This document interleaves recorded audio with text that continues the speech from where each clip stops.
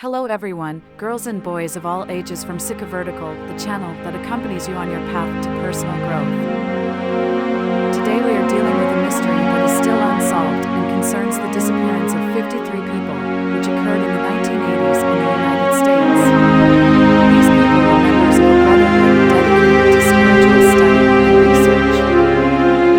In the mid-1980s, a small spiritual community known as the Brotherhood of Crystal Pines attracted attention when it suddenly settled in a remote region of Colorado known for its pine forests and crystalline rock formations. Led by the charismatic and controversial Jeremiah Sloan, the community claimed to have found a direct path to spiritual enlightenment and worldly transcendence. The history of the sect, and especially its mysterious mass disappearance, remains one of the most mysterious stories in modern American history. If you like the video, please like and subscribe to the channel by hovering your mouse over our logo at the bottom right. Jeremiah Sloan was an enigmatic man. Born in a small Oregon town in the 1950s, he spent his youth traveling the world in search of spiritual answers. He is said to have spent years in India, where he studied with local gurus and developed an interest in esoteric theories and the connection between the mind and the universe. Upon returning to the United States, Sloan began gathering followers, promising a unique vision of enlightenment, the ability to access a higher dimension through a mix of spiritual practices, meditation, fasting, and ritual. The Brotherhood of Crystal Pines began as a small group of people seeking alternative spiritual answers. In the early years, the group consisted of about 15 to 20 members. In later years, the charismatic appeal of its leaders led to a membership of 50 to 70. Sloan combined traditional spiritual teachings with elements of mysticism, quantum physics, and apocalyptic beliefs.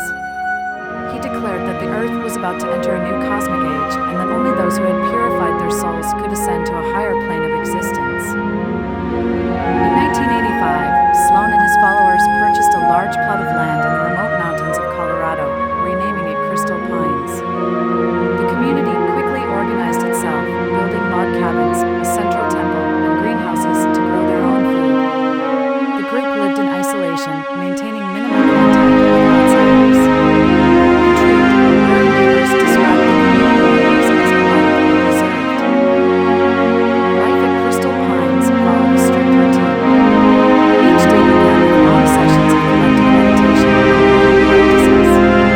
This was followed by hours of physical labor and self-sufficiency, such as gathering wood, tending gardens, and building new structures.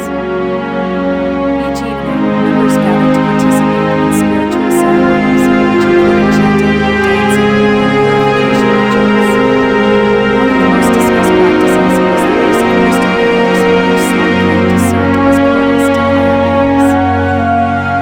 Although the group avoided outside interaction, there was no shortage of rumors and speculation about what was happening in Cristal Pynes.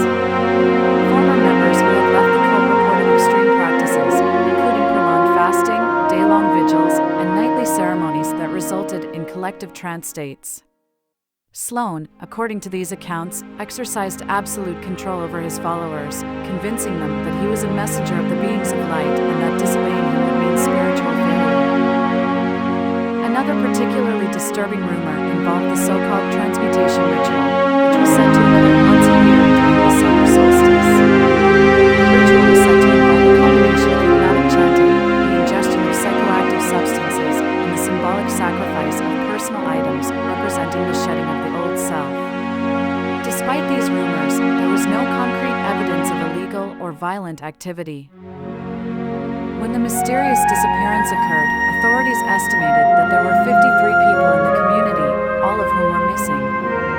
The disappearance of the Crystal Pynes cult members is historically dated to the summer of 1987. It was during this time that local residents noticed an eerie silence between July and August. On July 5, 1989, a chance excursion by a group of campers near Cristal Pynes led to a disturbing discovery. The community camp was completely deserted. All the cabins, the temple, and the greenhouses were intact, but there was no sign of the cult members. The food was still on the plates, as if they had suddenly disappeared in the middle of the day. Local authorities, alerted by the campers, launched an investigation. Over the next few days, the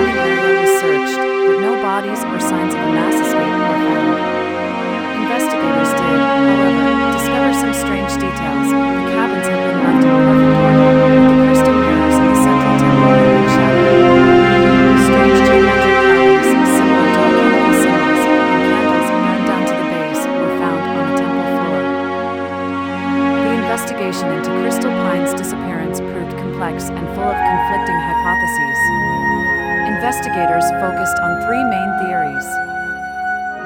1. Voluntary disappearance. One of the most popular hypotheses was that the members of the sect planned their disappearance, perhaps to start a new life elsewhere or to escape the growing attention of the authorities.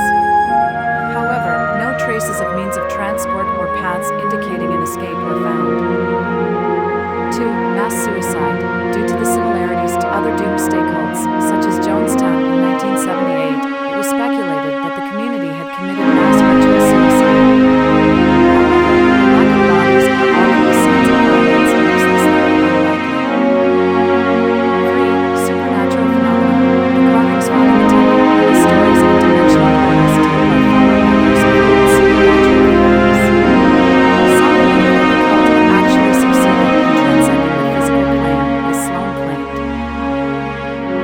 Past, the Cristal Pynes affair became fertile ground for all sorts of speculation. Some theorize that Sloan manipulated his followers into a ritual that led to their demise, while others suggested that the cult had been victims of a secret government experiment. Particularly suggestive was the theory that the carvings in the temple were an attempt to create a real dimensional portal. Subsequent studies by symbolism experts found that many of the signs found were linked to alchemical and Kabbalistic traditions, suggesting that Sloan had advanced knowledge in these fields. In 1992, 5 years after the disappearance, a group of hikers found scattered human bones in a cave about 10 miles from Cristal Pynes. Forensic analysis confirmed that the remains belonged to about 10 members of the Brotherhood, but no cause of death could be determined. Despite the discovery, the fate of the other members, including Jeremiah Sloan, remains unknown. The figure of Jeremiah Sloan remains central to the mystery. Despite numerous reports of sightings in the years that followed, none were ever confirmed. Some former members of the sect claim to have seen him in India or South America, but no concrete evidence emerged. The fact that Sloan was never found, dead or alive, fuels the myth that he and his followers actually achieved transcendence beyond the material world, as he had always preached. Today, the community site is completely abandoned. The structures have collapsed, and nature has regained control of the area. However, the history of the sect continues to fascinate scholars, journalists, and mystery enthusiasts. The case of Cristal Pynes is often cited as an emblematic example of the dangers of charismatic spiritual leaders and the manipulative dynamics that can arise in isolated contexts. Many researchers have compared the Brotherhood of Crystal Pines to contemporary spiritual movements, noting the similarities between the promises of transcendence and modern concepts of personal growth. The idea of ascending to a higher version of oneself through spiritual practices finds echoes in New Age philosophies and mindfulness disciplines that are popular today. The mystery that continues to hover over the fate of the more than 40 members of the community, including its founder Jeremiah Sloan, of whom there is no evidence of their eventual death, remains. Many believe that these people have actually crossed the boundaries of reality as we all know it and have accessed another dimension, no longer earthly, in which they continue their lives.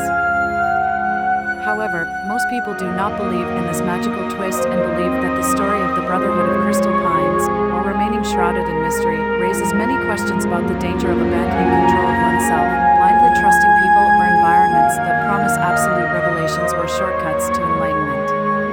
Sometimes this attitude exposes one to the risk of dangerous manipulation. Unfortunately, there are individuals and groups capable